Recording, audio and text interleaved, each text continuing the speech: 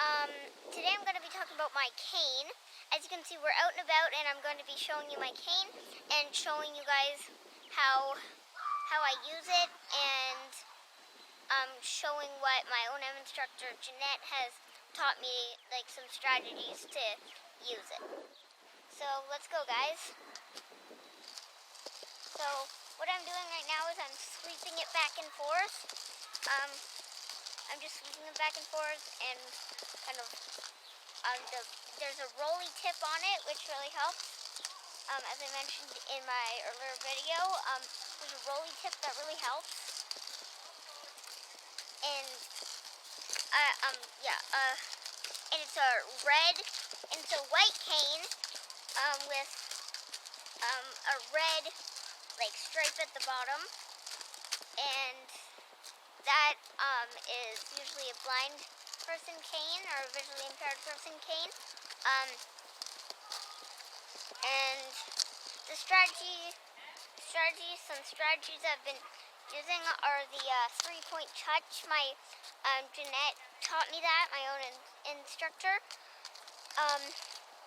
So let me show you guys. So what she taught me to do in wintertime is I should just tap it along the ground, because if there's a snowbank and I need to cross over to a bus stop or something, and there's a huge snowbank, I need to gauge how high it is so that I know where a good place to cross is.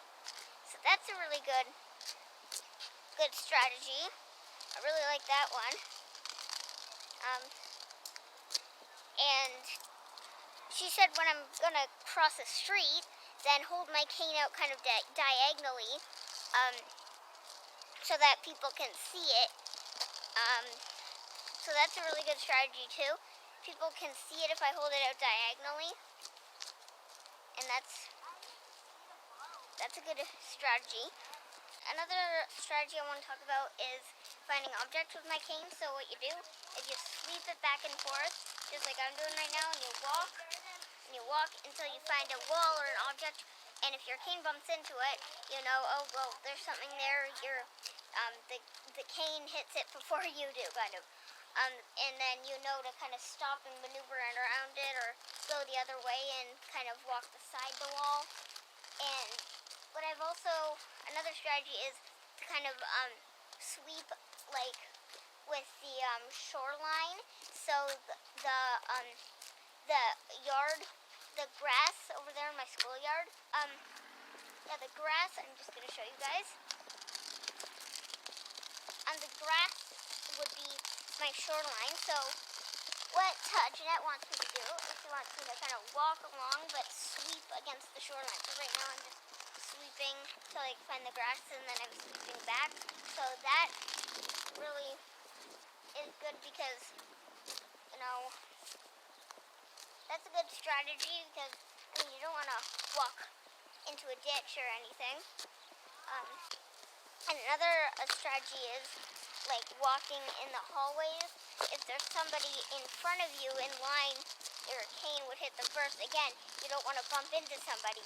So that really helps, because you would walk, and you would be sweeping your cane, and suddenly, the cane bumps into a person, but and then you know there's somebody there. I better go around them, because if somebody is cutting you off in the hall, you wanna know, you wanna know and not bump into them and get tripped by them or something. You don't want to trip other people with your cane. So that's a really good thing. And also, one problem I've had, kids, just like I said, kids are cutting me off. Like, when I like last year in school, I was heading in my coat hook, and kids were just cutting me off. So that's a good cane thing and cane strategy. And one thing I'm going to mention is that you should have, your cane should make a protective bubble around you. If you sweep it back and forth, people aren't going to be cutting you off so close. So it's like a protective bubble. Your cane creates a protective bubble around you. So that's really useful too. I'm currently on a path with a curb on one side and grass on the other, so this is a good time to show you guys. So what I do to not fall off a curb is to sweep it like back and forth my cane, and if the cane tip goes over the curb, I know, oh, well, there's a curb there, so I better stay in the middle. And a good strategy for that is, as I just said, stay in the middle of the thing. And I also have something called left and right, inner and outer shorelines. So I think my left would be the outer, and my right would be the inner shoreline.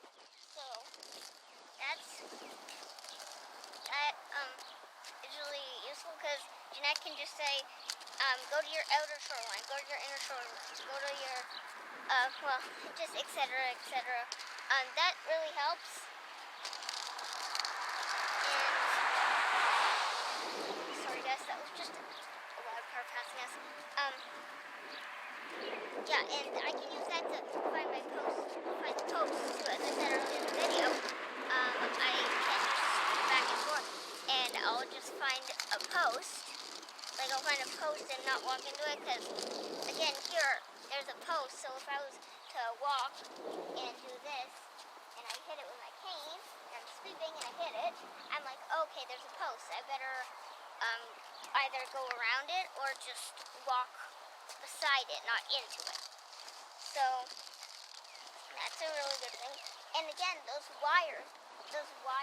yellow wires, so there's a yellow wire here. Again, that could be a tripping hazard. So again, use your cane. That's a really good thing to use your cane for. Your cane would just hit the wire and you'll be like, oh, okay. Again, with the pull, just, oh, okay, go around it, or head in the opposite direction, or head beside it, walk beside it. That's a really good thing. And again, cracks in the sidewalk, you don't want to trip over those, so your cane will help with that too. If you sweep it back and forth, your cane's going to go over a little crack, and you're going to feel it kind of bump.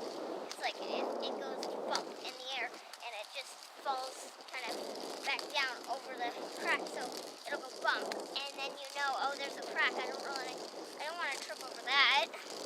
Because it could be bad if you kept tripping over, cracks and stuff. So your cane is a really good thing to have. And also, one other thing I want to mention is those little rivets in the sidewalk, up to like a road, and there's a rivet in the sidewalk, and your cane goes bump, bump, bump over it. That's a really good. Oh, sorry guys.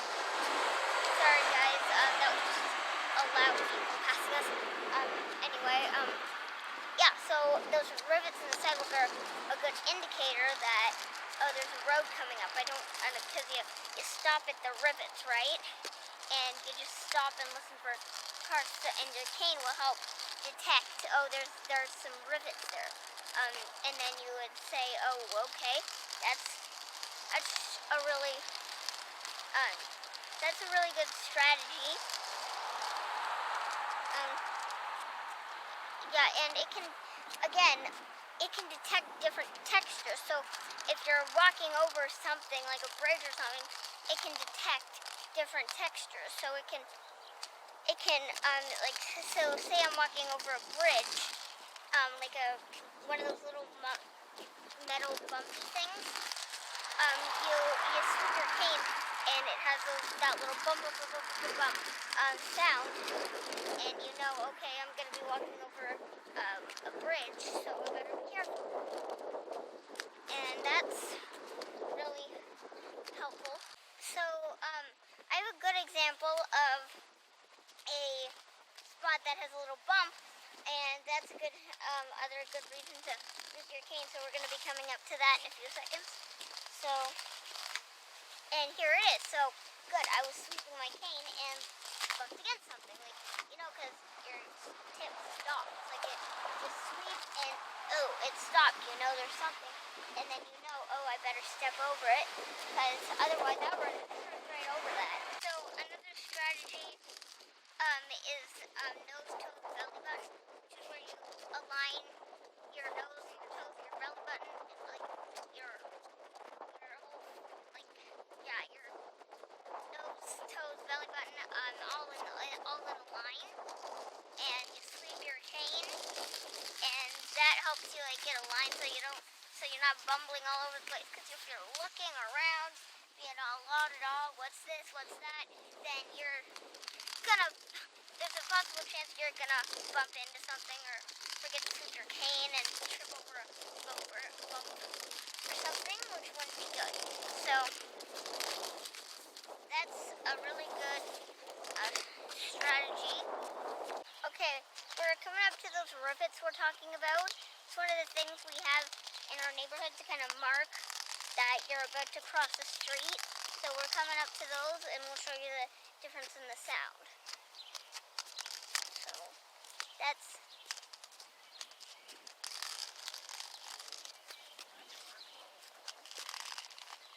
we're at the rivets here. They're kind of a different color, but when you run your cane along them, that's a different sound. And it goes bump, bump, bump, bump, bump along the rivets. So you realize, oh, I'm about to cross the street. But in this case, we want to go right. Another strategy I want to talk about is when I'm being guided, like a sighted guide, when I'm walking with a buddy, I tuck my cane up like this. I tuck it up, and so that I don't trip them, I just kind of tuck it up. And when they're done guiding me, I can just bring it back out. And that's a really good strategy because, you don't want to trip your sighted guide because you don't want to make them mad, so you don't want to trip them. And another thing I want to talk to you guys about is my shoreline, but this time I'll be doing it on a street with no sidewalk. So what you have to do is to stay close to your shoreline, and you have to sweep your cane and make sure you don't fall onto your shoreline, but you have to stay close to it while you're walking. And one thing is that I want to talk to you guys about is you have to get your cane in your other hand. So whatever you're using your cane in, whatever hand you're using it in, switch it to the other hand when you're doing the shoreline on a street with no sidewalk, because that's basically the only shoreline you have. Like if you're on the side of the street where I am, that's the only shoreline you have. So you have to switch your cane over to your left hand. So that's a really good, strategy, and I hope that helps you guys.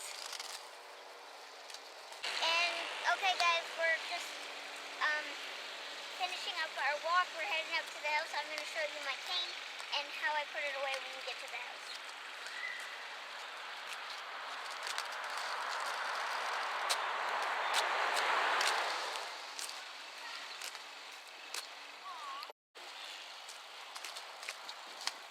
So guys, this is my cane. We're just at the house. The tip could be a bit dirty. This is the cane. It is a visually impaired weight cane, as mentioned in the beginning of the video. It has the black handle with the strap so you can hang it around your wrist. You have your little white segment. You have your white white shaft here with the red segment at the bottom. You have your roller ball tip, so you can roll that. That's why it kind of made a lot of noise, because that was a ball tip rolling on the ground. And a cool thing I want to show you about is this is how I put it away. So it's actually a foldable. So what I do is I twist the top and lift it, and there's little metal segments that come apart, and you can fold your part that you folded in to the shaft, and you can just fold it up, and that's really convenient, so you don't have to store your cane.